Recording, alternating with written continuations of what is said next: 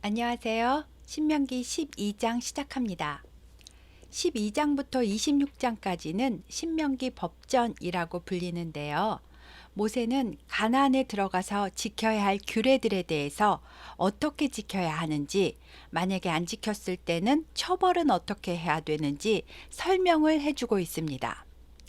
하나님께서 누누이 강조하시고 경고하시는 것이 우상 숭배에 관한 일이잖아요.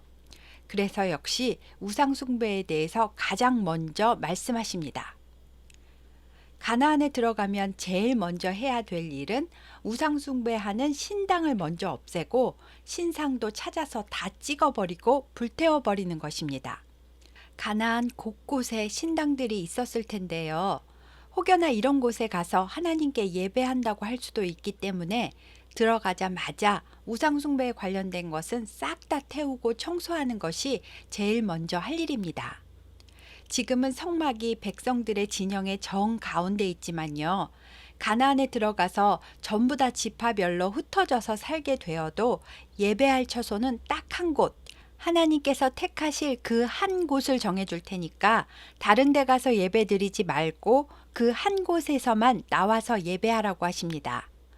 모든 제사 제물, 11조, 서원물은 다 예배 처소에 가지고 나와서 드리고 제사장들과 레위인들이 생활할 수 있도록 헌금 생활을 잘 하라고 하셨습니다. 그리고 광야 생활할 때는 고기를 먹고 싶어서 소나 양을 잡을 때도 광야 귀신에게 먼저 던져줄까봐 성막에 가지고 나와서 짐승을 잡으라고 했었지만요. 가나안에 들어가서는 그럴 필요까지는 없으니까요. 힘들게 성막까지 짐승을 끌고 오지 말고 자기 성읍 안에서 마음껏 잡아 먹으라고 하시면서 잡아먹을 때 피는 생명이니까 피채 먹는 것만 조심하라고 했습니다. 피가 생명이다 라는 말이 마음에 어느 정도 와 닿으시나요? 몸에 피가 없으면 사람이든 동물이든 살 수 없기 때문에 우리는 헌혈을 해서 피 흘린 사람들을 도와서 살리기도 하잖아요. 인공심장, 인공관절은 들어봤어도 피를 인공으로 만들어 쓴다는 소리는 못 들어보셨지요? 피는 사람이 만들어낼 수 없습니다. 영화이긴 하지만 이미 죽은 상태인 드라큘라도 살아있는 사람의 피를 빨아먹으면서 생명을 연장하잖아요. 이제 좀 피가 생명이다 라는 말이 마음에 더 깊이 와 닿으시나요? 그 피를 주관하시는 분이 하나님이시다. 즉, 생명을 주관하시는 분이 하나님이시다 라는 말에 100% 동의가 되십니까? 예수님께서 우리에게 새 생명을 주시기 위해 왜 물과 피를 다 쏟으셔야 했는지 이해가 잘 되시나요? 내 몸속에 1초도 쉬지 않고 흐르는 피의 주관자가 하나님이 아니시면 세상 천지 누구란 말입니까? 짐승을 잡아 고기를 먹고 피를 쏟을 때도 그 흘린 피는 흙으로 덮으면서 생명의 주관자 되신 하나님을 생각하고 고기에 피채 먹는 것을 삼가라는 것입니다. 그리고 가나안 땅에 들어가 살면서 전에 가나안에 살던 사람들이 섬기던 신은 어떤 신이래? 하고 궁금해서 탐구를 하고 한번 나도 따라해 볼까? 하는 이런 행동을 하지 말라고 미리 경고를 하셨습니다. 그거는 하나님이 가증하게 여기시는 거라고 미리 말해주는 겁니다. 만약에 이스라엘 백성 중에서 거짓 선지자나 꿈꾸는 자가 생겨나서 이적과 기사를 보여주면서 다른 신들을 한번 섬겨보자고 현혹하는 일이 생긴다면 그것은 하나님께서 너희 마음이 어떠한지, 하나님만 사랑하는지, 사랑하지 않는지 하나님께서 직접 시험하시는 거니까 그 거짓 선지자들의 말을 청종하지 말고 그런 사람이 나타나면 용서 없이 죽이라고 했습니다.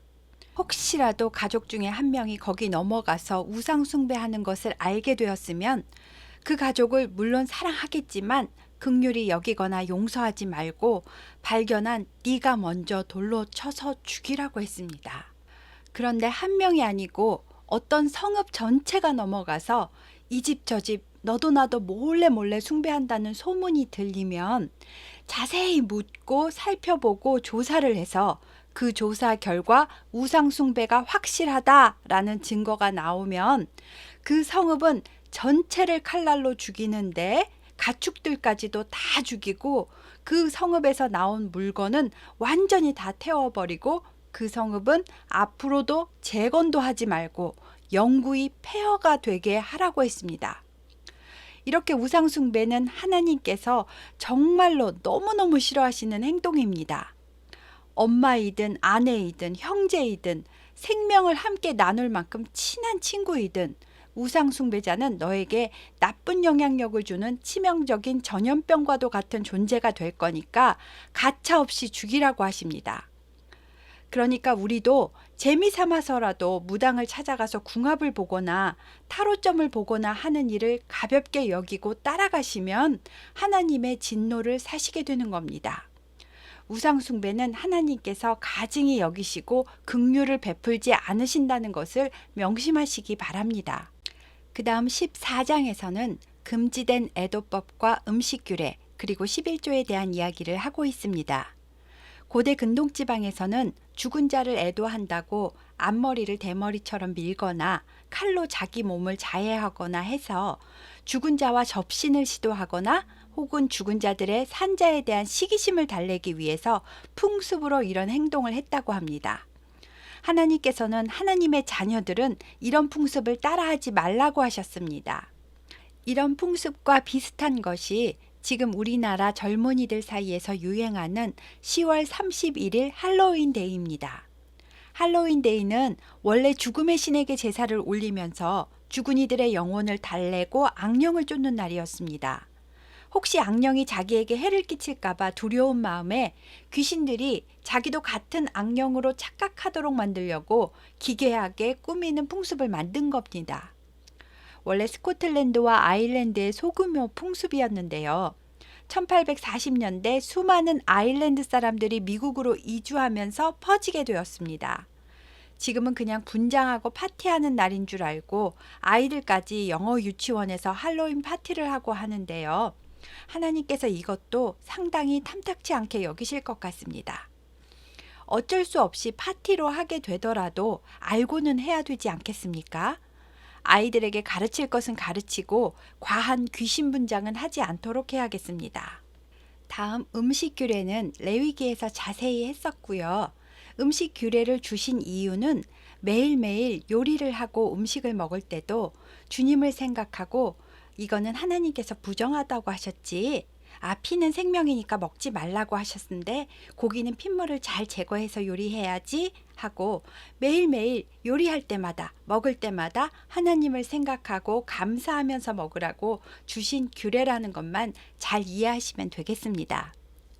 11조는 마땅히 해야 되는 건데 신명기에서는 11조의 사용 용도에 대해서 설명하고 있습니다. 일단 성막은 중앙성소 하나이고요. 레위인들은 도피성 6개를 포함해서 48개 성읍을 전 지역에 고르게 분포해서 레위인 성읍으로 나누어 주라고 했던 거 기억나시지요? 백성들이 농사를 지어서 추수를 하면 추수한 농작물의 10분의 1을 자기 성읍 안에 있는 레위인들에게 가져다 주고요. 레위인들은 백성들에게 받은 11조에서 다시 10분의 1을 또 구별해서 하나님께 거제로 올려드리고 그것을 중앙성소 제사장들에게 주는 겁니다. 그러니까 11조의 용도 첫 번째는 하나님께 대한 신앙 고백이면서 레위인과 제사장들의 생계 보장의 용도입니다. 두 번째는요. 11조를 바치고 나면 10분의 9가 남았잖아요. 여기 10분의 9에서 다시 10분의 1을 구별해서요. 중앙성소로 가져가는 건데요. 한 해 농사를 잘 되게 해주신 하나님께 감사헌금조로 11조를 준비하는 겁니다. 그런데 이것은 제사장을 주려고 가져가는 게 아니고요. 모든 사람들과 다 함께 잔치를 하려고 가져가는 겁니다.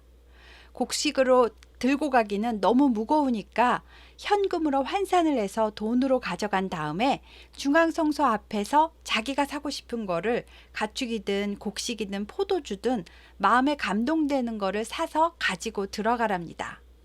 그리고 온 가족들하고 친지들 다 부르고 종들도 다 데리고 가고 자기 성읍의 레위인들도 다 데리고 가서 다 함께 잔치를 하라고 하셨습니다.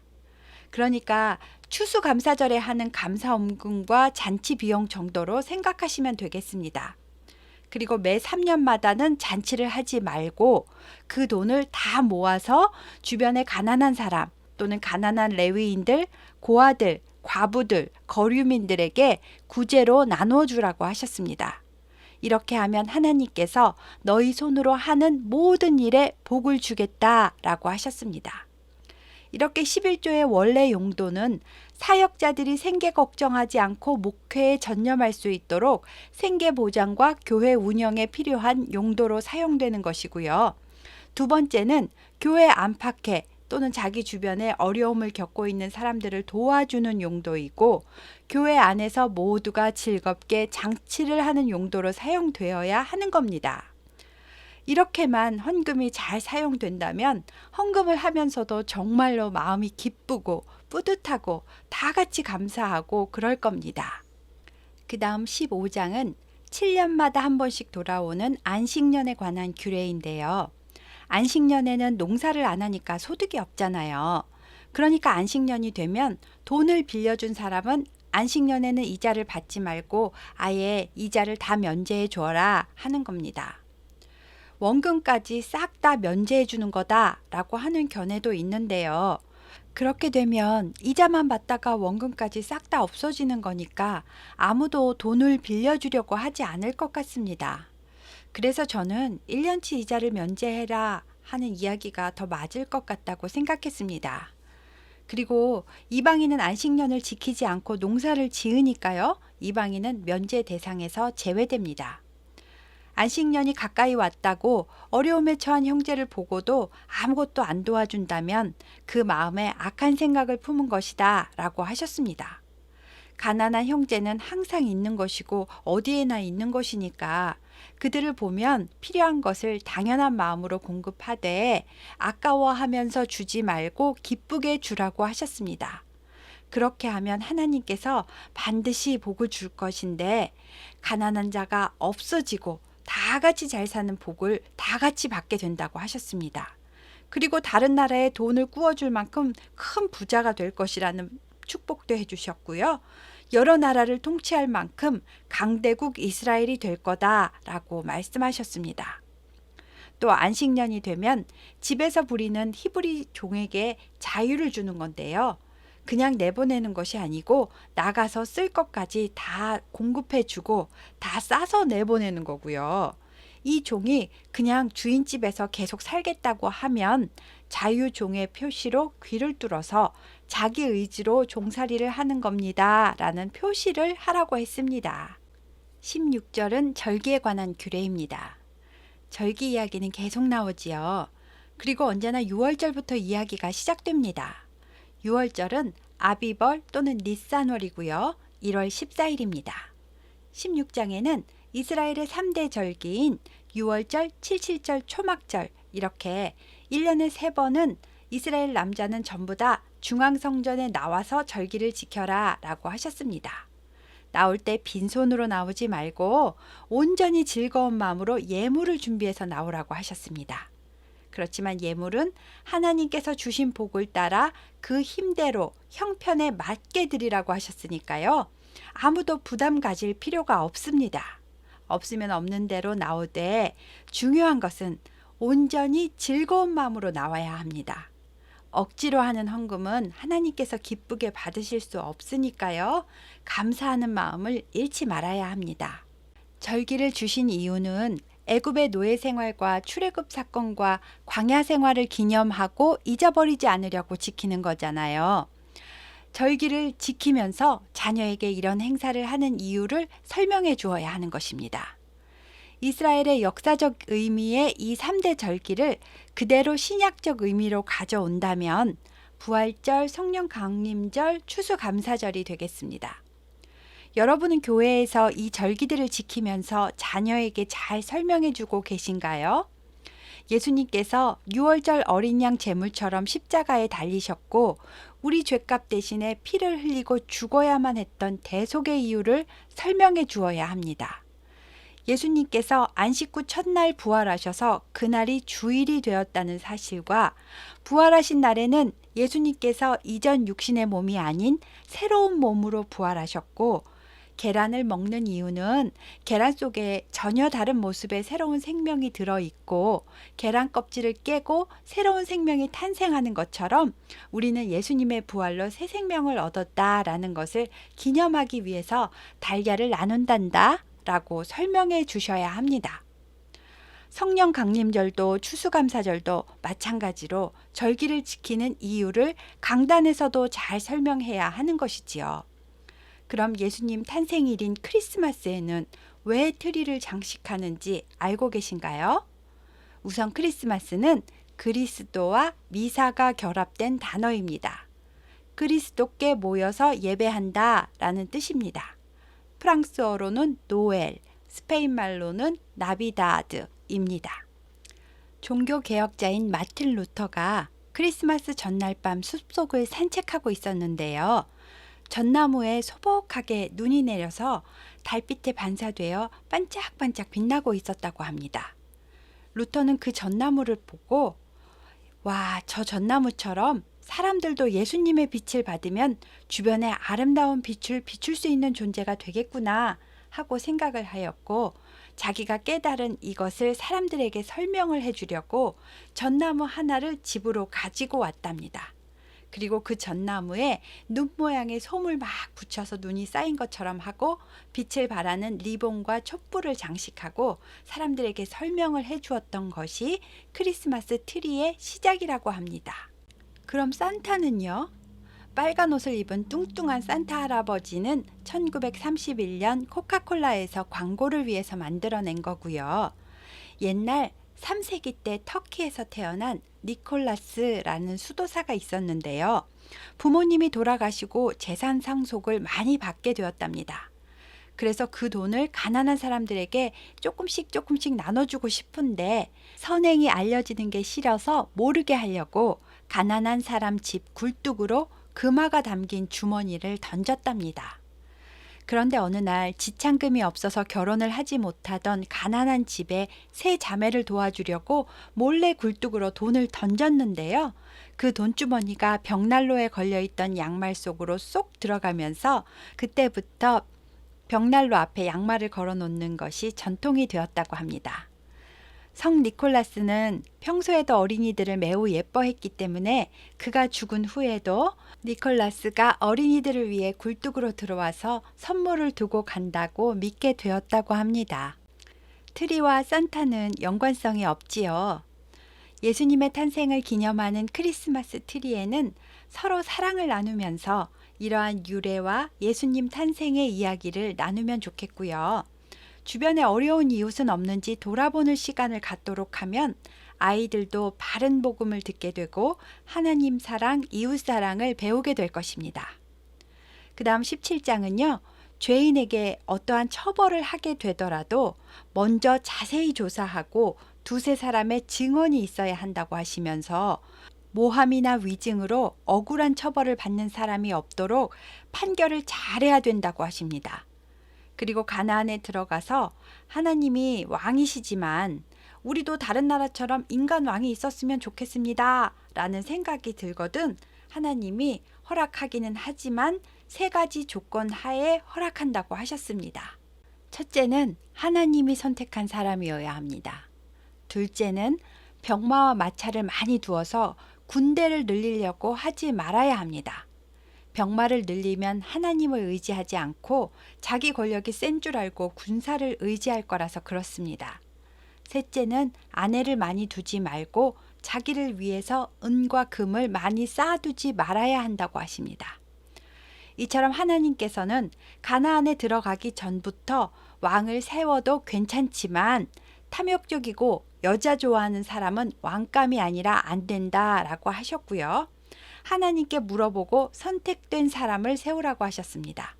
또 선택돼서 왕이 되었으면 군사를 늘리면 안 되고 자기 재물을 쌓으려고 욕심부리면 안 되고 여자를 많이 두면 안 된다라고 미리 말씀을 해주신 겁니다. 또 왕이 되었으면 율법책을 레위인과 제사장 앞에서 똑같이 많이 복사해서 구비를 해두고 왕은 평생 동안 율법책을 자기 옆에다 두고 읽고 또 읽고 배우고 해서 율법의 모든 말과 규례를 다 지켜 행하게 하라고 하셨습니다. 그 다음 18장은 참선지자와 거짓 선지자를 구별하는 방법을 알려주시는데요. 가나안 민족 중에는 가증한 행위를 하는 사람들이 많다고 하시면서 자식을 불가운데로 지나게 하는 자, 점쟁이, 기륭을 말하는 자, 요술하는 자, 무당, 진언자, 신접자, 박수, 영혼의 영매 역할을 하는 초혼자들이 여기저기 수두룩하게 많으니까 이런 가증한 사람들을 용납하고 받아들이면 안 된다고 하십니다. 만일 거짓 선지자가 하나님께서 나에게 이렇게 말씀하셨습니다 하고 하나님의 이름을 사칭해서 자기 마음대로 말을 하면 그 말이 진짠지 안 진짠지 이루어지는지 안 이루어지는지를 잘 살펴보고 있다가 안 이루어진다면 아, 이 사람 가짜구나 하고 알고 두려워하지 말고 죽이라고 하셨습니다. 19장은 도피성에 관한 이야기인데요. 요단 동편에는 이미 3개의 도피성을 지정했잖아요. 요단 서편에도 전체를 3분의 1로 나누어서 어디서 뛰어가도 하루길 안에 도착할 수 있도록 성읍의 위치를 분배해서 도피성 3개를 정하고 도피성으로 향하는 길을 잘 닦아 놓으라고 하셨습니다. 이것은 억울한 처벌을 받는 사람이 없도록 하기 위함이고요. 분배받은 땅의 경계표는 마음대로 옮기지 말고 처음에 조상이 분배해 놓은 그대로 변동 없이 쓰라고 하셨습니다. 또 재판은 언제나 공정하게 해야 한다고 하시면서 보상도 손해본 만큼만 공정하게 하도록 하고 과도하게 보복 청구하지 말라고 하신 말씀이 보복법의 눈에는 눈, 이에는 이라는 법입니다. 20장은 전쟁 규례인데요. 전쟁에 나갈 때는 무섭고 두려워서 집에 가고 싶고 약혼자가 있는 총각이나 기타 여러 가지 이유가 있는 사람들은 다 집으로 돌아가라고 하고 자원하는 심령이 있는 사람들만 데리고 전쟁에 나가라고 하셨습니다. 하나님이 함께 하시던 전쟁에서는 군사의 수는 중요하지 않기 때문입니다. 하나님께서 이스라엘 백성에게 주신 가나안 땅 사람들과 전쟁을 할 때는 그 땅의 남녀노소 모두 다 호흡이 있는 자는 100%다 죽이는 진멸을 하는 거고요. 그 외에 먼 거리에 있는 성읍과 대치 관계가 되었을 때는 먼저 성읍 앞에서 화평을 선언하라고 하십니다. 그리고 그 성읍이 화평을 받아들이고 성문을 열면 화평 조약을 맺고 이스라엘에게 앞으로 조공을 바치게 하라고 하셨습니다. 만약에 그 성읍이 화평을 안 받아들이고 전쟁을 하겠다고 하면 나가서 싸우되 남자들만 다 죽이는 거고요. 여자와 아이와 가축과 그 외의 것들은 다 탈취물로 다 가지라고 했습니다. 그리고 전쟁을 하더라도 주변에 있는 과일 나무들은 다시 심어서 그만큼 키우려면 시간이 많이 걸리니까요. 찍어버리지 말고 나중에 과일이 열밀면 따먹을 수 있도록 그냥 놔두라고 하셨습니다. 그 다음 21장과 22장은 일상생활에서 일어날 수 있는 사건, 사고에 관한 규례입니다. 살인자가 누구인지 모르는 시체가 발견되었는데 이럴 때는 장로들과 재판장들이 나가서 그 시체가 어느 상업하고 가까운지 원긋 거리를 잰 다음 그 시체와 가장 가까운 성읍이 그 시체를 책임지고 처리하도록 합니다. 그 성읍의 장로들과 레위인들은 암송아지를 흐르는 물이 있는 골짜기로 끌고 가서 암송아지의 목을 꺾어 죽이고 그 죽은 암송아지 위에서 손을 씻으면서 우리는 이 살인에 대해서 아는 것이 없습니다 하면 하나님께서 무죄한 자의 피를 흘린 살인죄에 대해서 그 성읍에 책임을 묻지 않겠다고 하셨습니다. 그 다음 포로로 잡혀온 여자가 너무 예뻐서 아내로 삼고 싶어졌습니다. 그러면 그 여자를 집으로 데리고 와서 여자의 머리를 밀고 손톱을 깎게 해서 정결 예식을 치르게 하고 한 달 동안은 전쟁에서 죽거나 헤어진 그 부모들을 애곡하는 시간을 갖도록 한 다음에 그 다음에 아내로 삼으라고 하십니다.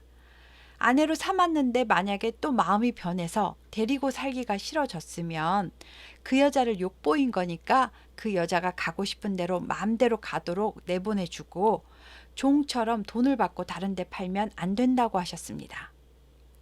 또 어떤 사람이 아내가 두 명이 있었는데 한 명은 사랑하고 한 명은 미워했답니다. 그런데 미움받던 여자가 먼저 아들을 낳았기 때문에 이 아들이 맏아들이 되었고요.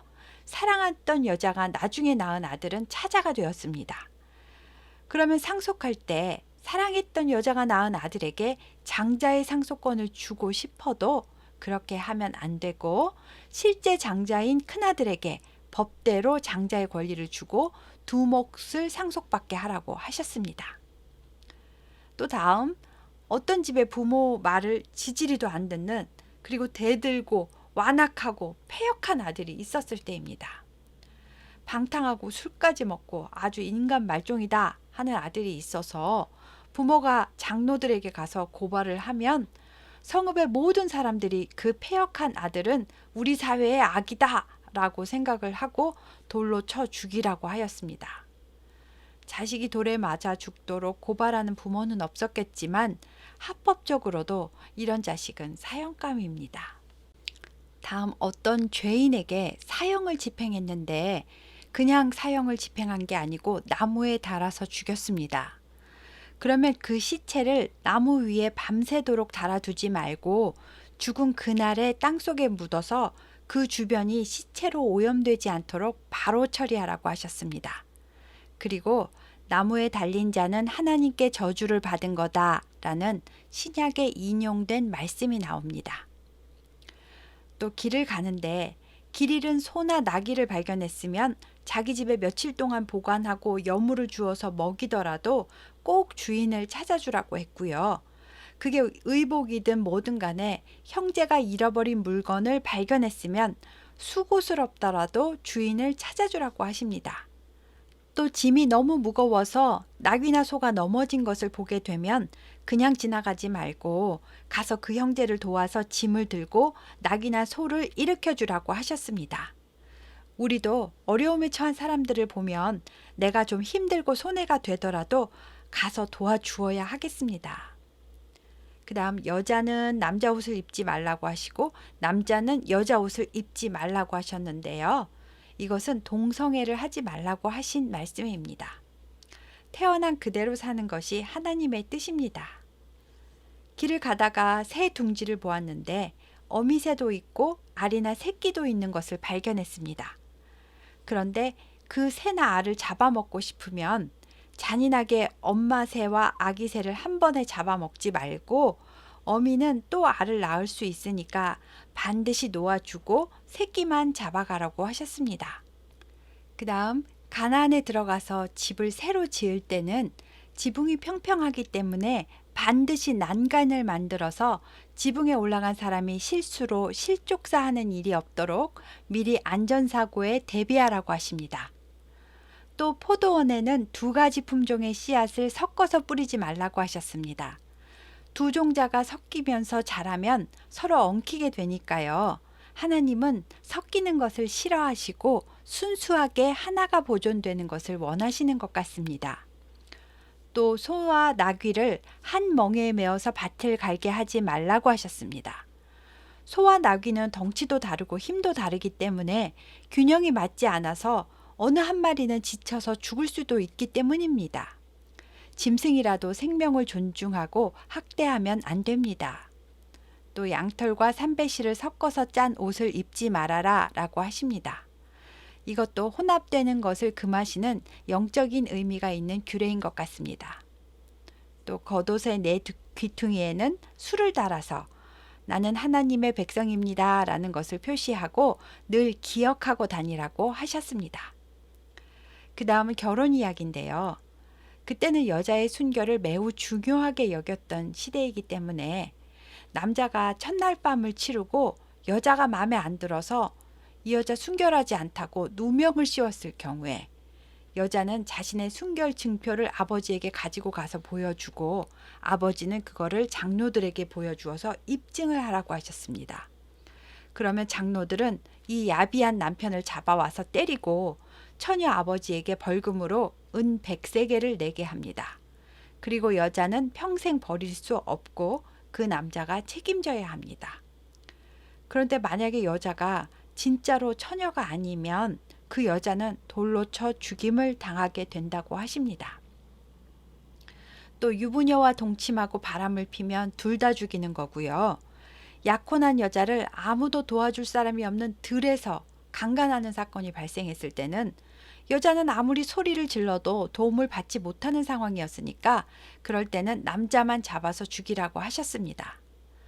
처녀를 약혼식도 안 했고 그냥 데려가서 동침을 하다가 발견이 되었으면 남자는 처녀 아버지에게 은 50세겔을 주고 그 처녀를 아내로 맞이해야 합니다. 오늘은 12장부터 22장까지 했는데요. 아직 가나안에 들어가지도 않았는데 하나님께서는 가나안에서 사람들이 무슨 일을 벌일지 세세히 다 알고 계시고 미리 경고하시고 이런 일이 발생하면 이렇게 해결해라 하고 법전을 주신다는 것이 정말 놀랍고 감사하구나 하고 생각했습니다. 이 세세한 법조항은 십계명과 많은 연관이 있는 세부 사항임을 알 수가 있고요. 또 하나님은 여자와 약자를 보호하고 인권을 지켜주고 계시는구나 라는 것을 알 수 있습니다. 또 가축과 작은 새까지 짐승들까지도 사랑으로 돌보고 계시는구나 하고 알 수 있습니다. 신명기를 공부할수록 정말 우리 하나님은 멋진 하나님이시구나. 훌륭한 인격은 이런 거구나. 정의가 바로 하나님의 율법책이구나 하는 것을 깨닫게 됩니다. 우리나라에도 이 율법책을 항상 손에 들고 읽고 또 배우고 주님의 뜻을 강구하는 지도자가 나오기를 간절히 기도해 봅니다. 감사합니다.